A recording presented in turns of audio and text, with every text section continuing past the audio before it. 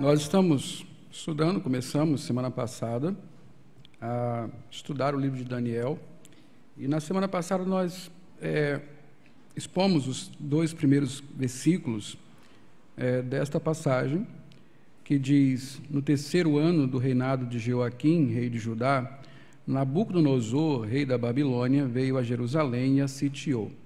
E o Senhor entregou Jeoaquim, rei de Judá, nas suas mãos, e também alguns dos utensílios do templo de Deus.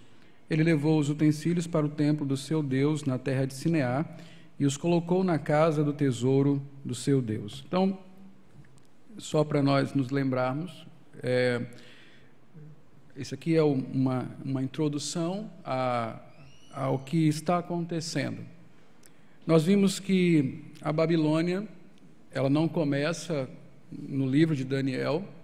A história da Babilônia não começa com Nabucodonosor, mas é uma história bem antiga, que começa a ser relatada na Bíblia, no livro de Gênesis, com Nimrod e a Torre de Babel.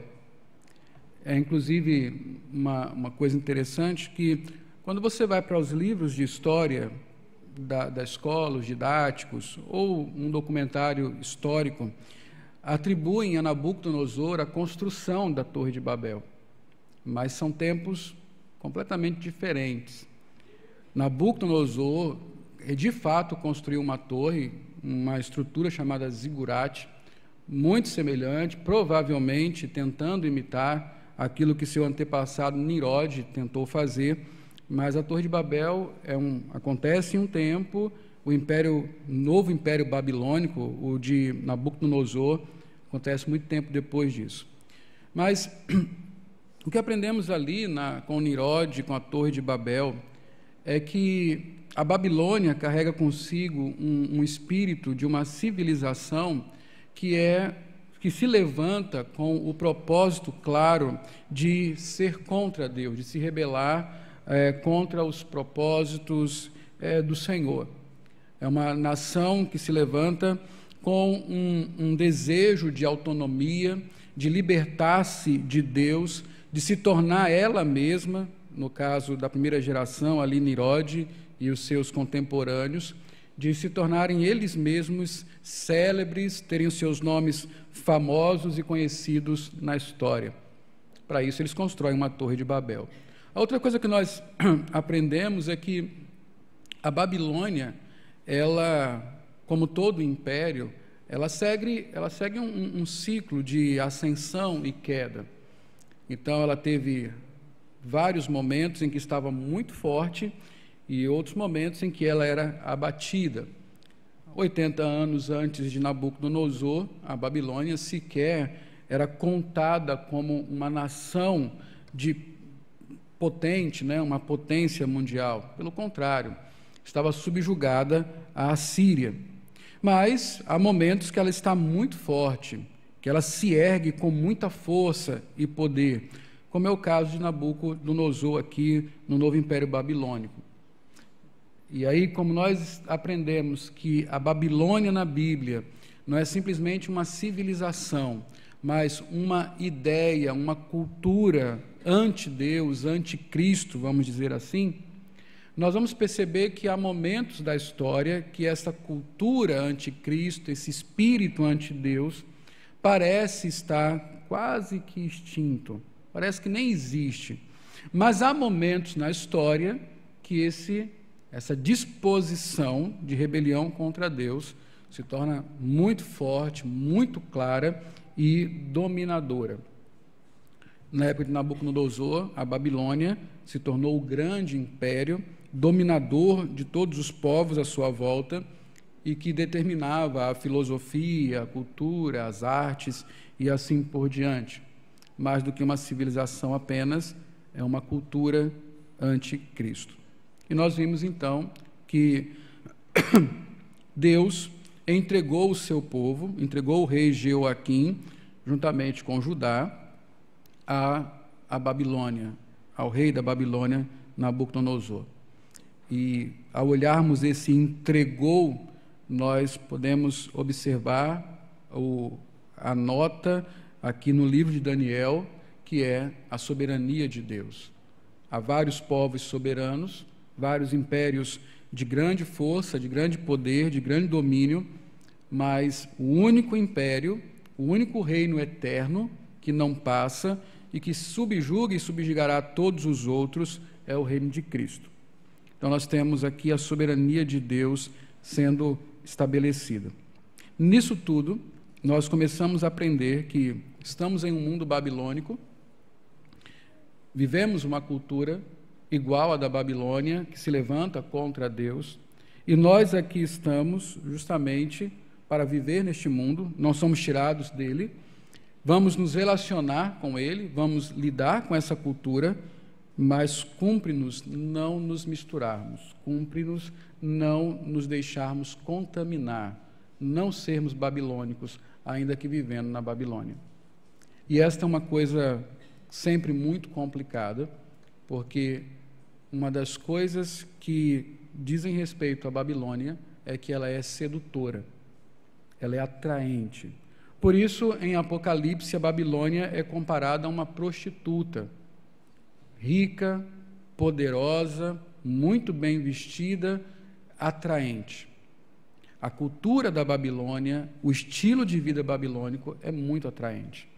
E aí é onde nós temos que travamos a nossa guerra, de estar aqui como povo de Deus, sem nos contaminarmos com a Babilônia.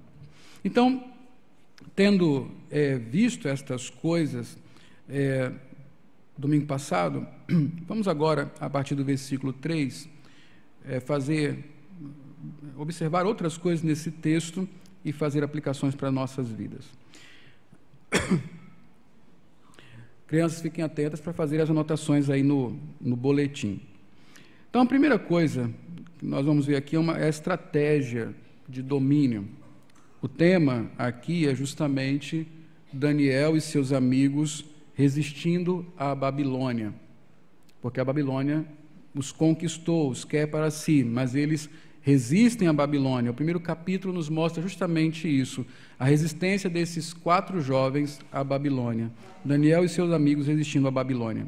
Então, versículo 3 vai até o versículo 5, irão nos mostrar a estratégia de Nabucodonosor no domínio dos povos, que é muito interessante. Diz assim: depois o rei ordenou a Aspenaz, o rei, quem é o rei da Babilônia? Nabucodonosor, não é? Aspenaz é o principal oficial dele. Então, depois o rei ordenou a Aspenaz, o chefe dos oficiais da sua corte, que trouxesse alguns dos israelitas da família real e da nobreza, jovens em defeito físico, de boa aparência, cultos, inteligentes, que dominassem os vários campos do conhecimento e fossem capacitados para servir no palácio do rei.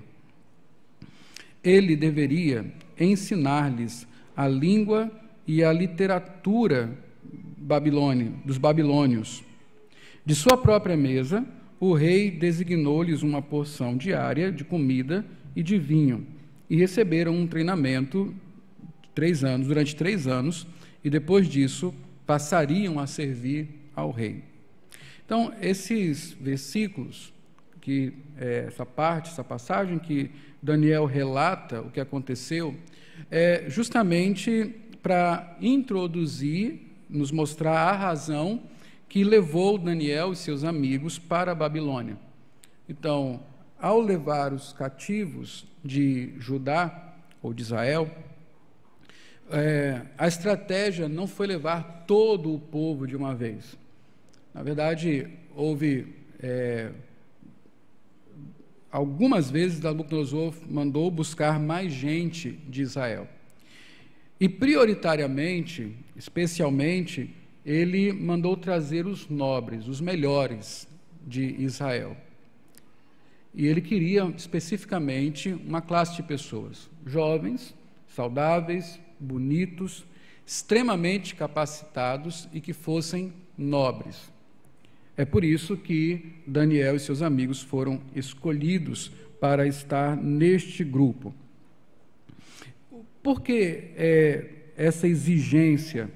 O que havia de tão especial em trazer a nobreza, trazer esses jovens e com tanta capacidade para o reino.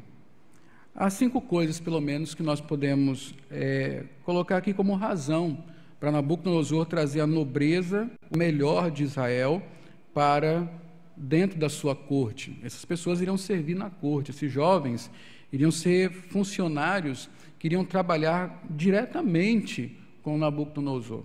O que ele pretendia com isso? Então, há 5 coisas que nós podemos apontar aqui como razão para isso, objetivo de Nabucodonosor.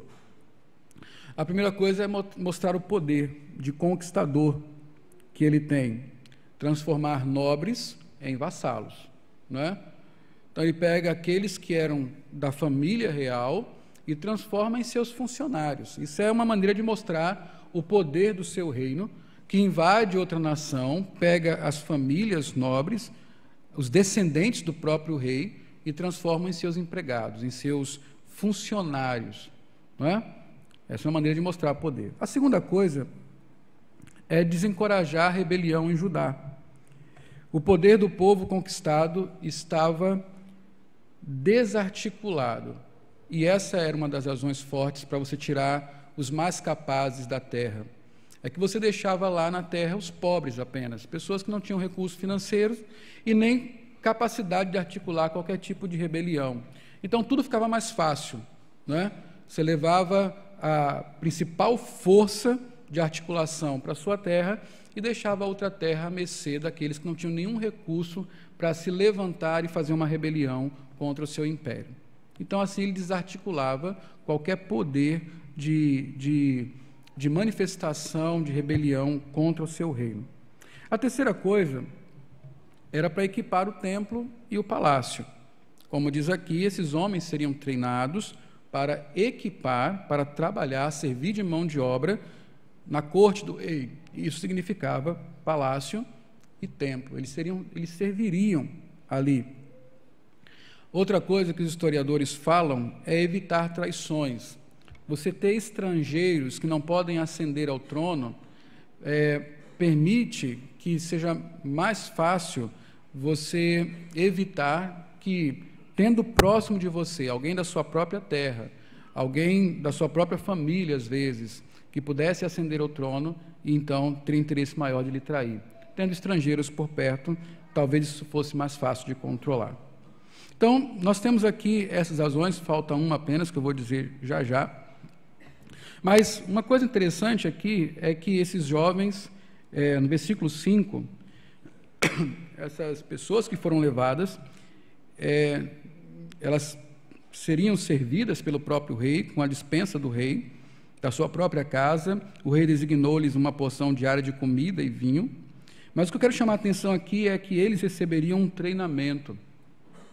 A palavra treinamento aqui tem a ver com a mesma palavra de criar um filho, conduzir à maturidade. Então, o propósito de Nabucodonosor, ao trazer esses jovens para a Babilônia, é para que a Babilônia criasse esses jovens. Então, jovens aí em torno de 15, 16, 17 anos, no máximo 20 anos, eles terminariam a sua criação na Babilônia. A Babilônia ia criar esses jovens, e o período dessa criação seria 3 anos. O zoroastricismo gastava esse tempo, e a Babilônia é um povo próximo a esta cultura, gastava 3 anos para treinar um sacerdote, para educar uma pessoa para desempenhar papéis sacerdotais. Então, acredita-se que a intenção de Nabucodonosor era justamente educar esses jovens para que eles fossem mais tarde os sacerdotes, aqueles que iriam anunciar e propagar o culto dos seus deuses. Mas a quinta razão, que eu ainda não falei e quero mostrar agora, é a mais séria. O que Nabucodonosor pretendia com esses jovens era babilonizar esses jovens, era transformá-los em babilônios.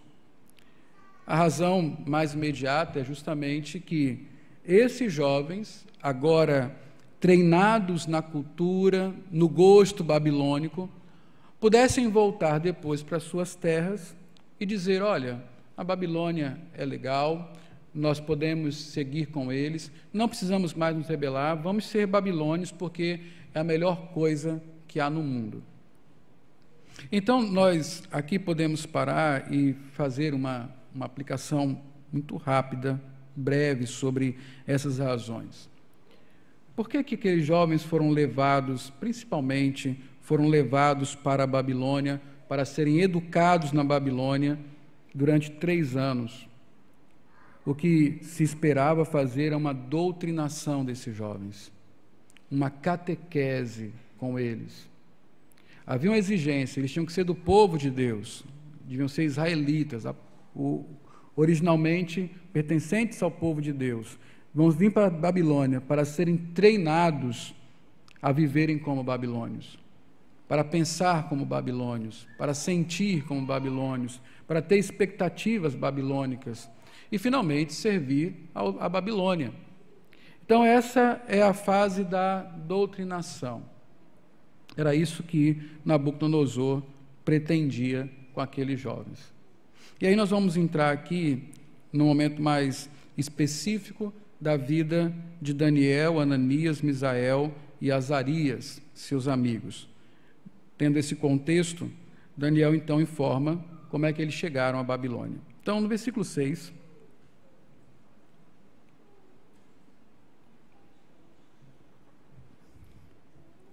diz o seguinte: entre esses jovens, estavam alguns que vieram de Judá: Daniel, Ananias, Misael e Azarias. O chefe dos oficiais deu-lhes novos nomes. A Daniel deu o nome de Beltesazar, a Ananias, a Ananias, Sadraque, a Misael, Mesaque e a Azarias, Abednego. Então, a primeira parte dessa conquista é mudar o nome. Não foi só o nome de Daniel, de Ananias, Misael e Azarias que foram mudados. Todos aqueles jovens tiveram seus nomes mudados, provavelmente. Por que isso? Não é? Esse é um outro símbolo de conquista. Você determina qual é o nome daquele que lhe pertence. Assim como nós fazemos com os nossos animais de estimação. Eu, por exemplo, há 2 anos, nós levamos um cachorro lá para casa. Ele originalmente chamava-se Vitor e nós mudamos o nome para Calvino. É um direito nosso, ele nos pertence, então eu posso mudar o nome dele. Era exatamente isso que o Império Babilônico queria fazer com aqueles jovens, mostrar a quem eles pertenciam, e então mudaram o nome desses jovens.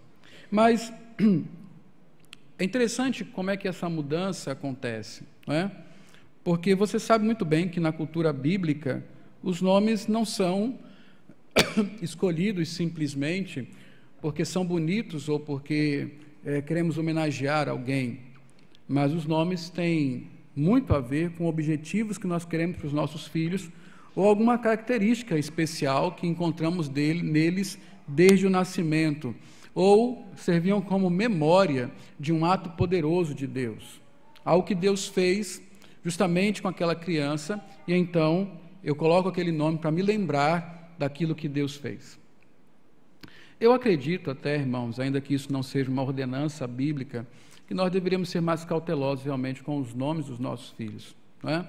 Então, e isso era tão importante que o nome deles, o nome de Daniel, Ananias, Misael e Azarias, não eram nomes sem significado, e os nomes que eles receberam também não eram nomes sem significado.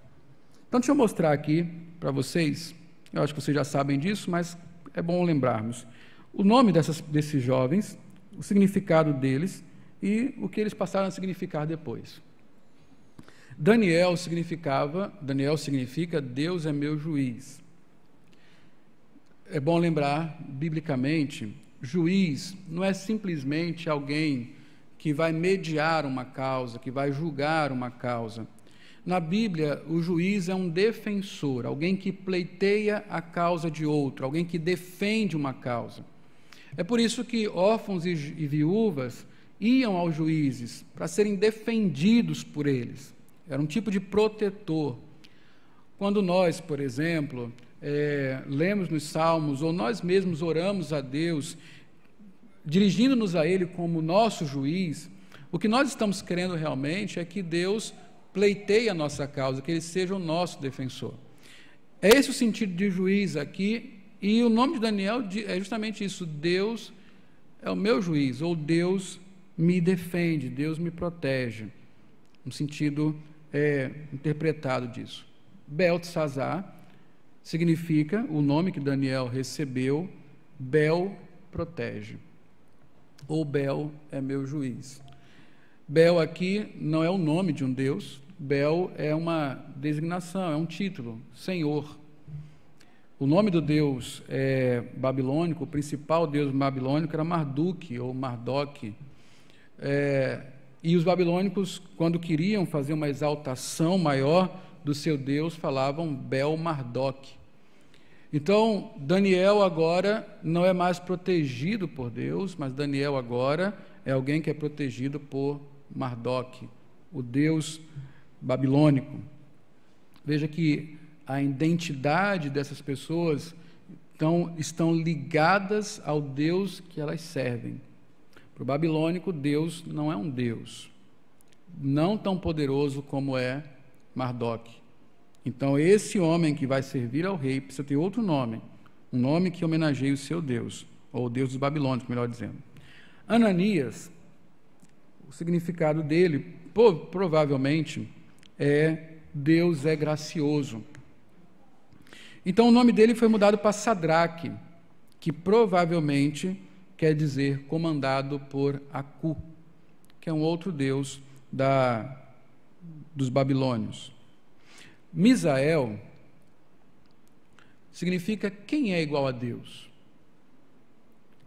Trabalhando a Deus único, Deus incomparável. O seu nome foi mudado para Mesaque. Mesaque é quem é como Acu. E Azarias significa o Senhor ajudou, ou o Senhor ajuda. O seu nome foi mudado para Abed-nego ou Abed-nebo, que quer dizer servo de Nebo. Então, você observa que os babilônios identificaram esses jovens de outra forma.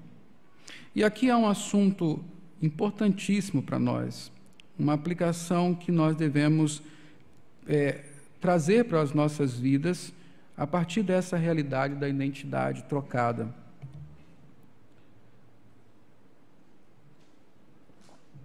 Essa é uma característica da Babilônia, transformar a nossa identidade. Tentar nos conquistar e nos treinar na sua cultura. É por isso que se dá tanto valor a você estar antenado, o tempo todo recebendo informação, e na informação não vai apenas informação, mas vai formatação de pensamento. É por isso que há tantos chamados formadores de opinião, porque o tempo todo a Babilônia tenta nos treinar, o mundo tenta nos treinar na sua cultura. E uma das formas de isso acontecer de uma maneira muito forte não é que simplesmente nós estejamos na Babilônia, mas é que a Babilônia quer estar em nós. A primeira ação de Nabucodonosor é colocar a Babilônia no coração desses jovens. Veja, quando você tiver tempo, procure na internet qualquer documentário sobre a Babilônia e você vai observar o mapa da Babilônia, a cidade da Babilônia. Mesmo para os tempos de hoje, é uma cidade fascinante. Era uma cidade fascinante, rica, prédios altos, muito imponente, muito bem decorado, uma arquitetura extraordinária, que encanta os olhos, muita tecnologia, tecnologias que ainda são usadas hoje, começaram a ser desenvolvidas na Babilônia. Eles controlavam os rios, eles A Babilônia estava na Mesopotâmia, entre dois rios. Eles controlavam os rios, inclusive o curso dos rios, para que a sua cidade ficasse protegida. A Babilônia era considerada o berço literário da Mesopotâmia, a capital da literatura da Mesopotâmia. Imagine esses jovens, pelo que nós sabemos, eles foram muito bem educados em Judá, é por isso que eles estão vindo para a Babilônia, porque eles são jovens de muita cultura, de muita capacidade. Eu fico imaginando que quem gosta de estudar, quem foi iniciado numa boa educação, sempre almeja estar num lugar onde você tem acesso à cultura. Então, lá em casa, de vez em quando, nós e as crianças lidamos com a frustração de não morarmos mais perto de São Paulo. Quando você tem um curso muito bom, quando você tem uma mostra muito boa, uma exposição de arte muito boa, alguém que vem de fora para dar uma palestra, fazer um treinamento, para onde é que ele vai? Para onde é que ele vai? São Paulo. A Júlia já fala assim, tudo acontece em São Paulo. E é verdade, não é? É um grande centro. Tanto é que, muitas vezes, os nossos jovens são encantados que estão estudando e querem ter mais acesso à informação, às tecnologias de ponta. Eles vão buscar sair de Aracaju e vão para um lugar onde eles têm acesso a isso. São Paulo é uma boa parada. Então, imagine que jovens que gostam de estudar, eles agora estão dentro da Babilônia, o centro da cultura da sua época, onde tudo era acessível, com abundância. Eles estão ali. E eles são levados ali não apenas para passear, eles são levados justamente ali para serem treinados naquilo que deveria ser a cultura mais avançada daquele tempo. E não apenas isso. O dono da universidade chama eles para morar na reitoria, com toda a regalia que eles pudessem ter. Melhor comida, melhor vinho, certamente todo o necessário para eles viver, roupa, transporte, tudo. E eles estão ali. Não sabemos quantos foram para a Babilônia, mas nós sabemos que só 4 não se deixaram seduzir pela Babilônia. Todo o resto foi seduzido pela Babilônia. Porque, como eu falei, a Babilônia é sedutora. A Babilônia trabalha com os nossos desejos, com aquilo que nós queremos, que estão lá no nosso coração, e ela faz ofertas generosas. Pense bem, você é um jovem, você está numa cidade sitiada, oprimida, há muito tempo passando fome e sede, porque Deus tinha trancado os céus, a plantação não estava dando nada, e de repente você é chamado para ir para a Babilônia. Tudo bem, você é um cativo lá, mas você vai viver lá como se não fosse cativo. Você vai viver lá usufruindo do melhor. Às vezes eu brinco lá em casa e com alguns amigos que se os Estados Unidos quisessem sitiar o Brasil e nos levar cativo, para mim estava tudo bem. Eu não teria nenhum problema com isso. É mais ou menos isso que está acontecendo aqui. Eles estão no melhor lugar. Mas estes jovens, eles não deixaram a Babilônia entrar no coração deles, por mais atraente que fosse. Então, a própria Babilônia em si, e o que ela tem a oferecer, já é um apelo ao coração. Mas agora o que está sendo transformado aqui, ou o que se pretende transformar, é a identidade desses jovens. Quem eles são? Segundo Nabucodonosor, eles já não têm mais nada a ver com Deus. Eles não têm mais nada a ver com a cultura deles. Eles não têm nada a ver com a religião deles. Essa troca de nome fez com que, na cabeça de Nabucodonosor, os laços mais íntimos, as crenças mais poderosas nos seus corações fossem arrancadas. Agora, a referência desses jovens, aquilo que eles são, tem a ver com toda a idolatria babilônica. Não tem mais nada a ver com a cultura daquele povo. E aqui é uma questão importante. Quem você é? O que define você? Porque isso é importante para nós. Esses dias eu vi um vídeo de uma moça, ela, vi junto com a Raquel, uma moça que se apresenta de top, de calcinha e sutiã, mais ou menos, biquíni, como queira. O objetivo do seu vídeo é mostrar o seu corpo como ele é. Então ela começa tirando a maquiagem e mostra todas as falhas, a sobrancelha rala, as manchas no rosto, como o rosto dela é exatamente. Apaga as luzes, né, do cenário, a fim de mostrar como ela é. Depois ela vai mostrando o seu corpo, como ela tira fotos para mostrar publicamente e como o seu corpo é de verdade. Ela mostra que tem uma barriga, né? Ela mostra que os seus seios não são tão firmes, que ela está cheia de celulite, que ela é uma pessoa normal. E por que ela faz isso? Ela faz isso porque, durante muito tempo, ela sofreu com bulimia. Os irmãos sabem o que é bulimia.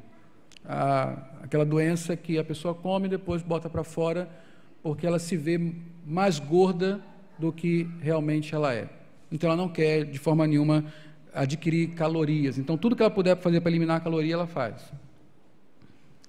Esse vídeo ela fez para mostrar, principalmente para as mulheres, mas isso não é um problema apenas das mulheres, que outra pessoa não pode definir quem você é.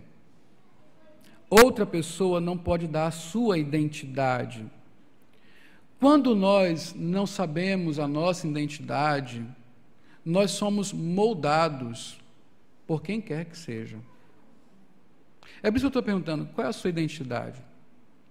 Quem você é? Deixa eu dar outro exemplo. Você assiste o jornal e vão entrevistar alguém no jornal, na rua, na escola, coisa assim. Quando a pessoa está sendo entrevistada e aparece na televisão, aparecem os créditos. A primeira linha, geralmente é assim, a primeira linha é o nome da pessoa. A segunda linha colocam o quê? A profissão da pessoa. Aquela pessoa é cabeleireiro, aquela pessoa é engenheiro, aquela pessoa é médico, aquela pessoa é dona de casa. Por que é tão importante essa definição de qual é a minha profissão? Qual a importância, de fato, de, nos créditos do jornal, ter algo além do meu nome? Porque isso me define. Quando você olha o nome da pessoa e observa embaixo quem ela é, a opinião dela, o que ela fala, vai ser mais válido ou menos válido para você. Porque a identidade dela, que na nossa cabeça está ligada ao que ela é profissionalmente, é importante para nós. É por isso que muitas vezes, irmãos, nós nos apresentamos pelo que nós fazemos e não pelo que nós somos. É por isso que há certas profissões que viram ponto de referência.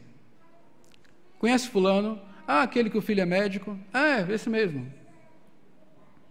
Porque essas coisas acabam se tornando a nossa identidade, para o bem e para o mal. Então eu quero perguntar, porque eu quero que você reflita mais uma vez, quem você é? Lembra da expressão João ninguém? Não sei se usa mais, mas no meu tempo usava bastante. O que é o João ninguém? Alguém que não realizou nada na vida, alguém que não estudou, alguém que não tem um trabalho, que não tem uma família, alguém que não importa. A única coisa que ele fez foi existir. O que ele é? Um João ninguém. Observe que a Babilônia dá muito valor para a identidade da pessoa. Você precisa ser alguém. E você precisa ser alguém importante. Não é qualquer um. Não é um João ninguém. Observe que muito da tentação que há no nosso coração é justamente por uma identidade mais reconhecida. Por aceitação.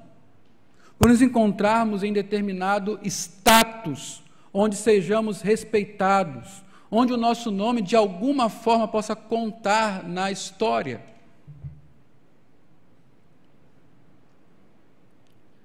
Então nós voltamos lá para o começo da Babilônia e observamos justamente a tentação de Nirode. Qual era? Nirode era tentado pelo desejo de ter o seu nome célebre, por ter uma identidade reconhecida por todos. Eu, sinceramente, acredito que essa é uma tentação que nós temos também. Eu, como pastor, muitas vezes me vejo na tentação de que eu seja reconhecido como pastor, não um pastorzinho, mas um pastor importante, que realizou algo, reconhecido, conferencista, chamado para pregar em várias igrejas.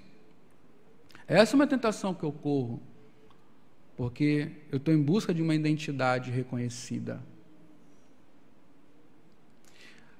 Por que as pessoas estão com tanto problema de baixa autoestima? Porque elas acreditam que não são ninguém. Porque as pessoas fazem elas acreditar que não são ninguém. Que a identidade delas é definida pelo que elas têm, pelo que elas são, pelo que elas vestem, com quem elas andam, em que grupos elas estão.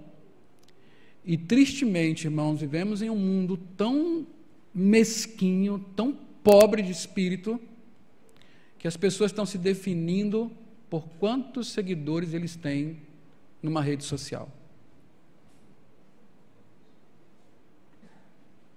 Quem você é? Qual é a sua identidade? Será que a Babilônia, o nosso mundo, já convenceu você que você precisa de uma identidade melhor? De uma identidade reconhecida? De um certo plano VIP? De estar sempre nos melhores lugares, acessando as melhores coisas, nos melhores grupos, sendo sempre reconhecido? Quanto importa para você a identidade que o mundo tem te dado? Ah, eu sou médico, eu sou advogado, eu sou rico, eu sou amigo de fulano ou de cicrano, pode me chamar disso ou daquilo outro, meu título importa. Observe uma coisa, para nós chegarmos a algum ponto fora dessa reflexão. O que significa Daniel? Deus é meu juiz. No nome de Daniel, qual é a referência?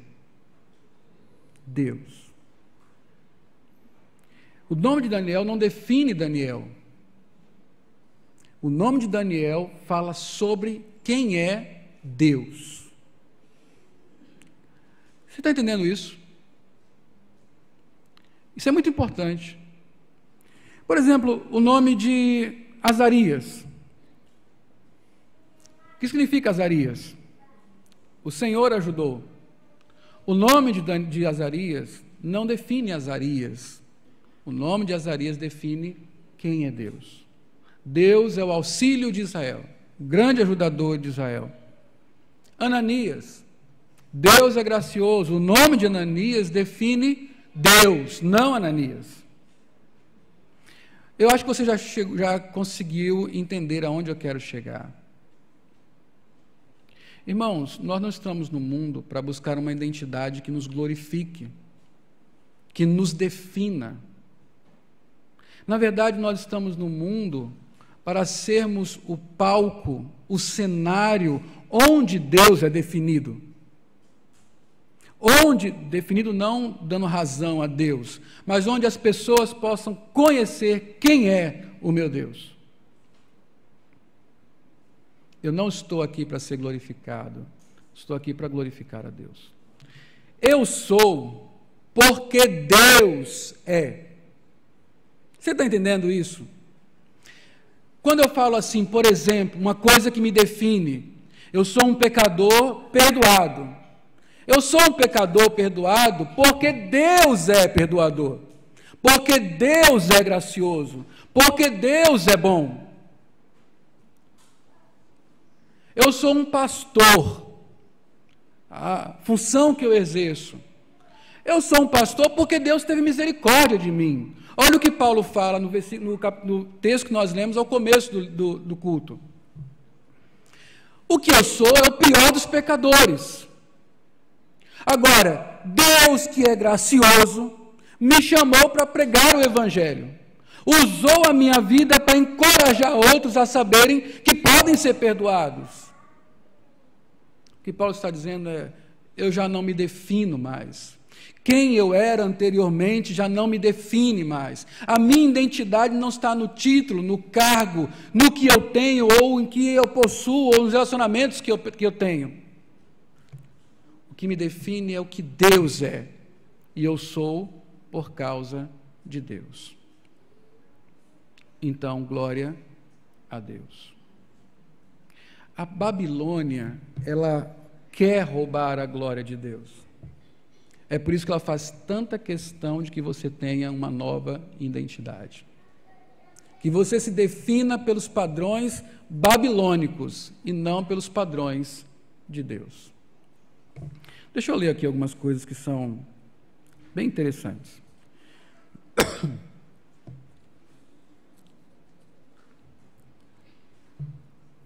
Se a nossa alegria não for decorrente de quem Ele é, de quem Deus é, e se a glória não for dada a Ele, nós perderemos o rumo. As pessoas necessitam de dignidade ou valor intrínseco e deveriam reivindicá-los? Claro que não. É o valor de Deus, não o nosso valor, que nos dá qualquer importância. E nossa identidade, de forma completa, é apenas algo imputado ou derramado sobre nós pela graça de Deus. Pode não ser fácil atingir o equilíbrio bíblico na questão da identidade, mas é algo que nós devemos buscar, porque Ele é tudo o que é, e Ele fez tudo o que fez.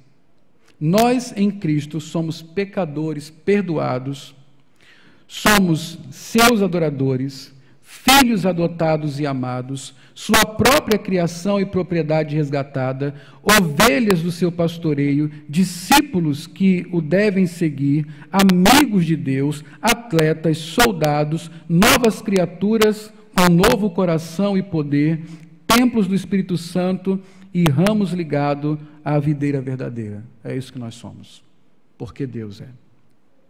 Para louvor da sua graça, e porque dele, e por ele, e para ele são todas as coisas. É por isso que eu falei que Daniel é para toda a igreja. Mas como esse tipo de coisa fala especialmente aos jovens? Porque dizem que os jovens estão buscando a sua identidade.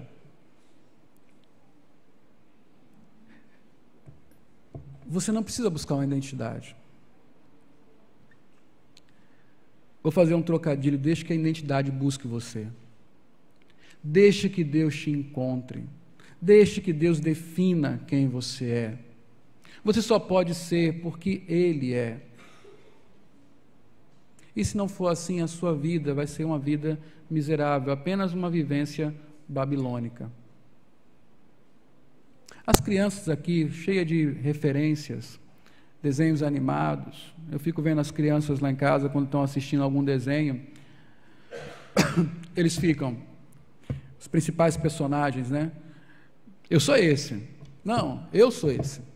E às vezes brigam, né? Os dois podem ser, a imaginação de cada um é quem quiser, mas tem que brigar pelo mesmo. Essa busca de uma identidade, de uma referência. Crianças, vocês precisam entender uma coisa muito simples. Se vocês são filhos de Deus, se Deus tem cuidado de vocês, vocês serão tudo o que é bom nesta vida. Vocês serão salvos, perdoados, filhos de Deus, e Deus irá cuidar de vocês. Vocês terão vitória em Cristo, porque Deus é bom. O importante, irmãos, é sabermos quem Deus é, e nós somos porque Ele é. Não deixe que a Babilônia roube isso de você. Irmãos, eu vou parar por aqui, porque senão eu terei que correr e então vou perder muita coisa que eu não quero perder. Eu tenho que falar sobre conhecimento que vem de Deus, piedade e inteligência, uma coisa tão importante. Mas eu vou parar por aqui. Algo que nós precisamos refletir, e eu creio que está de bom tamanho para nós refletirmos nesta noite, é sobre a nossa identidade. Esse é um problema que tem levado pessoas à depressão, levado pessoas ao suicídio, tem deixado jovens enfermos. Essa questão de ter uma identidade reconhecida pelo mundo tem feito jovens enveredar pelo desvio, pelo caminho do mal. Tem feito adultos viverem de maneira desregrada, endividados. Tem feito adultos abandonarem seus filhos, abandonarem o Senhor, o que é mais grave. E aqui você só precisa completar a frase. É nisso que você tem que meditar. Porque Deus eu sou o quê? Remido, salvo, saudável, rico, pobre. Eu sou porque Deus é. Isso me basta. Tudo que Cristo fez na cruz por mim é o que me define. É nisso que está o meu valor.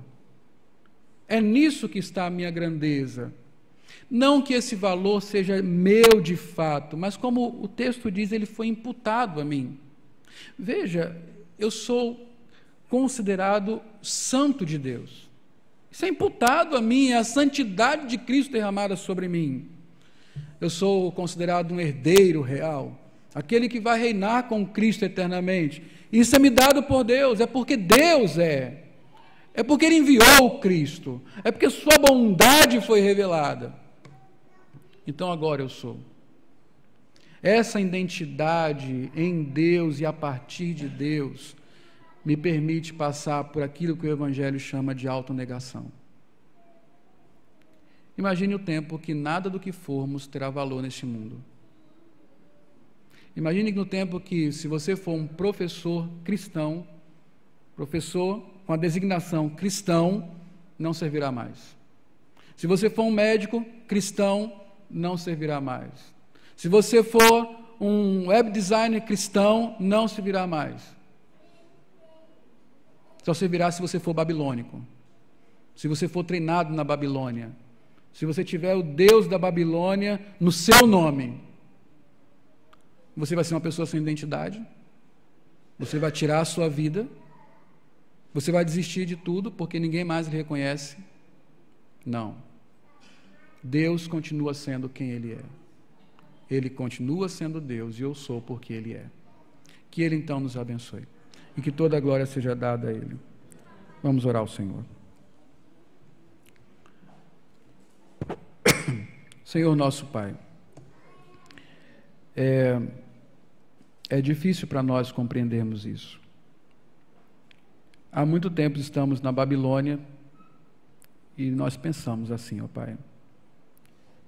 Pensamos que é importante termos coisas, porque as coisas nos definem, pelo menos nessa filosofia de um mundo contrário ao Senhor.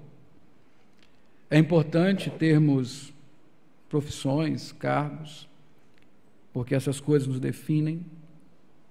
É importante que sejamos bem relacionados, que tenhamos muitos seguidores no Facebook, no WhatsApp ou qualquer outra coisa, porque isso nos define. É importante que saibamos falar de determinada maneira, adequada a cada ambiente que estamos, porque isso nos define. É importante que nós tenhamos uma ideia muito bem alinhada com este mundo, para sermos definidos positivamente. E esse desejo cobiçoso em nosso coração, de termos o nosso nome célebre, de sermos aceitos pelas pessoas, de não sermos rejeitados, muitas vezes nos faz buscar uma identidade adequada a este mundo, ó Pai. Muitas vezes estamos insatisfeitos com aquilo que nós somos em Cristo Jesus. E muitas vezes não damos a glória ao Senhor, porque não entendemos que somos porque o Senhor é. Aqui confessamos o nosso pecado e pedimos perdão ao Senhor por transgredirmos ao Senhor, ofendermos a Tua santidade. A Tua palavra foi pregada e nós queremos pedir ao Senhor que ela seja aplicada ao nosso coração. Não apenas que nós entendamos o que foi explicado, mas que nós creiamos nisso, ó Deus, e que isso transforme as nossas vidas. Nós não precisamos ser definidos por este mundo. Aquele nome que está escrito na nossa testa, aquele que o Senhor colocou na testa dos seus eleitos, que só o Senhor conhece, é a única identificação que nós precisamos de fato. É a única que importa. É a única que tem valor eterno. Sim, ó Deus, nós precisamos viver neste mundo. Os nossos bens, os nossos títulos, a nossa profissão, nossos relacionamentos são importantes. Mas eles não podem nos definir, ó Deus. A nossa identidade não pode estar nisso. Nós somos porque o Senhor é. Tudo que somos, tudo que temos, é porque o Senhor é bondoso, é gracioso, é misericordioso. Que privilégio sermos chamados de teus servos. Que privilégio sermos seus soldados. Sermos atletas que correm a carreira espiritual que o Senhor propôs. Que privilégio sermos pecadores perdoados. Que privilégio sermos herdeiros do reino, habitação do teu Espírito Santo. Que privilégio é sermos igreja. Que privilégio é termos os nossos dons que nos colocam em cargos, porque o Senhor nos deu. Que privilégio é que Cristo cresça e que nós diminuamos, ó Pai. Purifica a Tua igreja com a Tua palavra, Deus. Age no coração dos nossos jovens, no coração das nossas crianças. Que o Senhor faça-os compreender essa verdade. É tão importante para eles, ó Deus, que não se permitam definir por este mundo. E é tão importante para nós adultos e até velhos aqui, ó Deus, que não se permitam definir por este mundo. Que o nosso nome, ó Deus, mostre quem o Senhor é e não quem nós somos. Que a nossa vida seja o cenário para que a sua glória brilhe e se manifeste. E que todos possam conhecer o Senhor e não nós, a partir das nossas vidas. Que o Senhor seja louvado, ó Pai. Que o Senhor seja engrandecido. Que o Senhor seja honrado, que tudo seja para a honra e glória do seu nome. Que a Babilônia se incomode de estarmos aqui, porque não há como ela nos definir de outra forma. Ela pode até mudar o nosso nome, mas ela terá que conviver com o nosso Deus, porque nós estamos aqui. Que o Senhor seja honrado nisso. Pedimos que o Senhor nos despeça em Tua paz. Que o Senhor, ó Pai, nos livre do mal. Que o Senhor nos dê as oportunidades, no lugar que nós estivermos, de mostrar quem somos no Senhor, o que o Senhor tem feito em nossas vidas, como o Senhor é um Deus maravilhoso. Ó Deus, que o Senhor cuide das nossas crianças, as que estão na escola, sendo doutrinadas nessa Babilônia. Dá zelo aos pais, ó Deus, para que o menor sinal de uma doutrinação babilônica, eles possam vir com a sua palavra e não deixar a Babilônia inculcar na cabeça deles, mas a Tua palavra seja inculcada na cabeça dos nossos filhos. E, ó Deus, quando nós não pudermos vigiar, quando alguma coisa nos escapar, tenha misericórdia, ó Pai, e os livra desse sistema maldoso, diabólico que é a Babilônia. Seja com os nossos jovens, que são seduzidos especialmente nessa terra tão sedutora que é a Babilônia, os que estão na universidade com ideias tão revolucionárias, ideias tão, como nós falamos, parece que os olhos são abertos, mas na verdade são cegados, porque não podem ver Deus, ó Pai. Que eles não sejam seduzidos por isso, pela autonomia, pelo conhecimento de uma verdade que não está no Senhor, mas que eles se mantenham firmes, que eles não se contaminem, ó Deus. Seja com os pais, seja com os velhos. Cuida deles, ó Deus, para que sejam boas referências, para que possamos ver o Senhor neles e assim encontrarmos forças para prosseguir, ó Deus, a partir do bom testemunho dos nossos idosos. Abençoa-nos, ó Pai, nós estamos neste mundo, o Senhor nos colocou aqui e não nos irá tirar, mas nós queremos estar aqui para a glória do Senhor, sem nos contaminarmos. Abençoa-nos, ó Pai, nós precisamos do Senhor, em nome de Jesus. Amém.